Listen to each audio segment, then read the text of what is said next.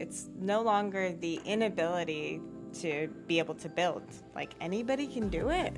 Yeah, I've been coding for 10 years on and off, or like I've been teaching myself all these languages. Like that information is not really valuable anymore. But like now it's abstracted to purely human language, and you don't need to understand the languages at their base to really be able to build these products.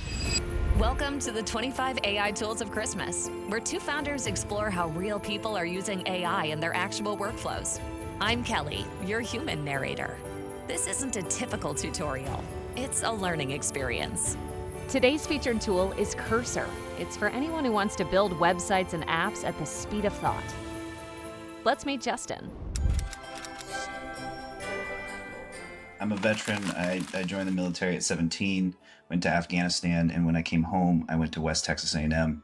That's where I first started learning computer programming and marketing. I first ventured into the kind of business world as an analyst, really building financial models for single-family offices to make acquisitions of businesses.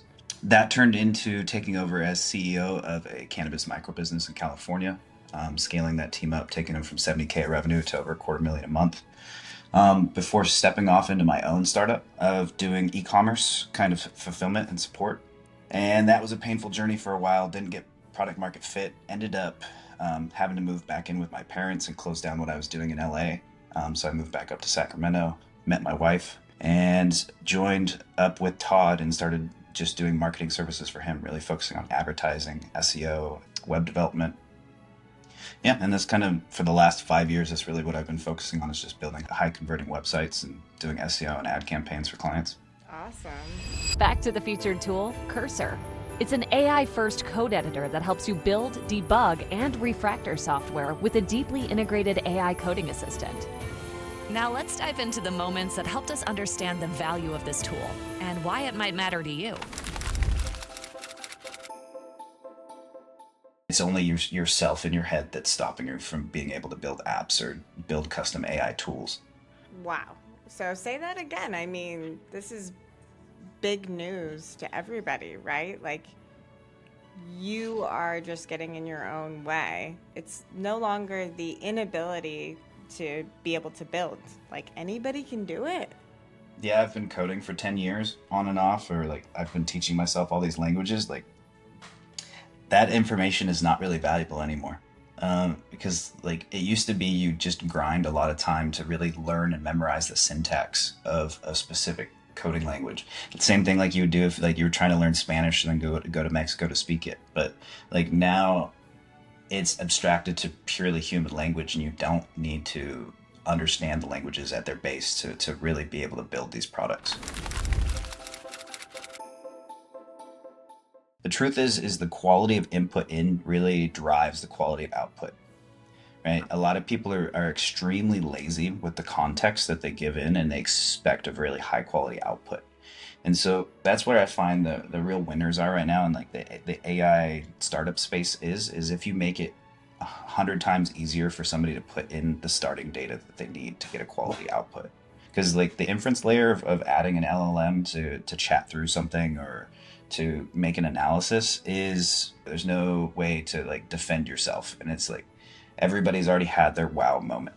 I'll use the computer to help me write a better brief for the computer, right? So I use Opus 4.5, which is Claude, inside of Cursor.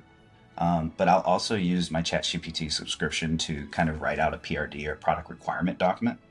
And this is the way that anybody can get like a 10x output in quality versus if they just threw an idea there and said like, hey, build this, is if you actually use a model to help you walk through the entire product requirement doc and to explain out what's the proper user flow, what do I want things to look like, what are the core actual items that need to be built, and how does the user need to experience it? Because giving that additional context really helps the coding agent really be able to build it on their own.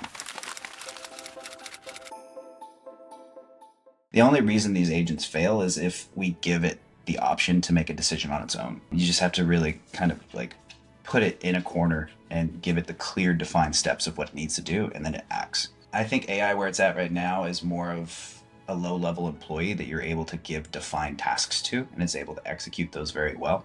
But as soon as you start giving it kind of management agency, it's going to start failing. I was able to spin this website up. It took me maybe 4 hours to build out the full website, and it's got quite a bit to it. So I've got all of my core like keywords that I'm going after: available on SEO, available on marketing, available on advertising, all with service pages built out. It did all of this completely on its own. And then I have a full blog section, which has like 15 or 20 articles already. Wow.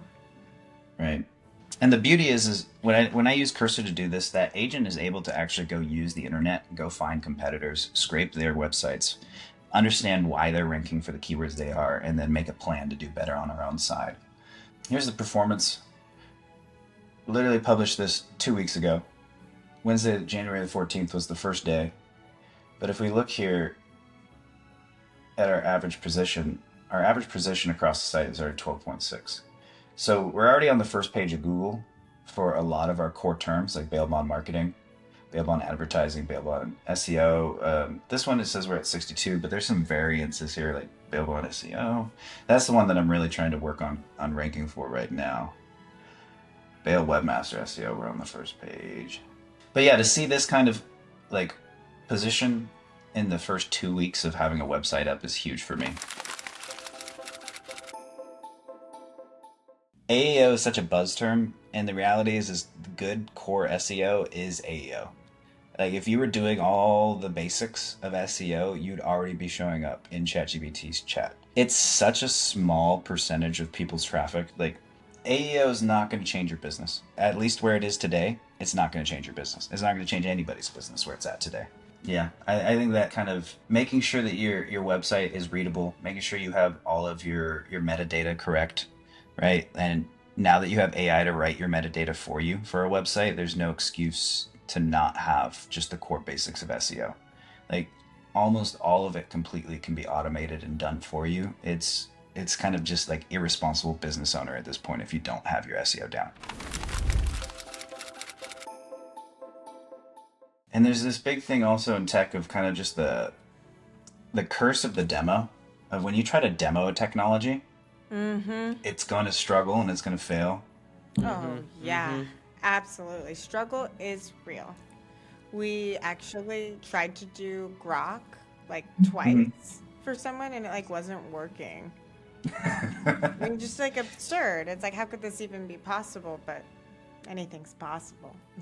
It absolutely is. And like I was saying before, code is not perfect because we have humans writing it and humans are imperfect. So here, I tried the app. We can see I scanned it. We're scanning wikipedia.com, right? It was able to pull information. It was able to pull my meta tags for the title, what their meta description is, what their open graph looks like. So this is the sharing information when you text somebody a link to a website and it pops up with an image and the text, like this is where this goes. Same with the Twitter card. They don't have one set up for them. Able to pull the headings, right? And so in SEO, your headings and your subheadings are extremely important. These are some of the most valuable places for a page and to get a page to rank. And so when I go through a client's website and I'm looking for this information, it tells me whether I'm really going up against a real competitor or if there's a huge opportunity for me to outrank that person for that position. It is mainly working here, or this base layer, right? It's not super pretty. It's not like, wow, this really gave me some surface insight. But behind the scenes, what this was able to do is take a website, load it up by itself, scrape through all of the code that's on there, and pull out the specific things that I asked it to pull out, right? So that's quite a technical lift, and it was able to do it in 10 to 15 minutes with some error, but it was basically me just pointing out the error and giving it the information it needs to run and debug that issue itself, right? Like I didn't write a single line of code, and we have a decent site here. So, is this a tool you could see adding to your day-to-day? Or maybe it's something for a friend or a colleague. Or hey, maybe even that AI Grinch in your life. If this episode helped you have a breakthrough, share it with us in the comments. We'd love to hear it. And don't forget to explore the Define Me stack list. It's got every tool in one place, plus a few extra goodies.